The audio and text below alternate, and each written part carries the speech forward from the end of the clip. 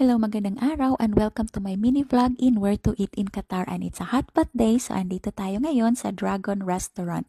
It's our second time here. We ordered the iced tea for 12 Qatar Riyal. Ang sarap nito. And then we got the beef set for 88 Qatar Riyal. Tapos yung soup nga po pala nila is iba yung presyo. So I got the spicy soup for 9 Qatar Riyal. Tapos yung sa husband ko is the China herb soup for 9 Qatar Riyal din.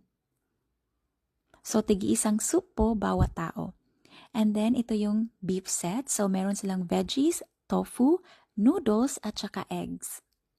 Siya nga po pala, dito sa Dragon Restaurant, wala silang parking area. At ito na po yung beef. Ito yung sauces nila, ang dami, 'di ba?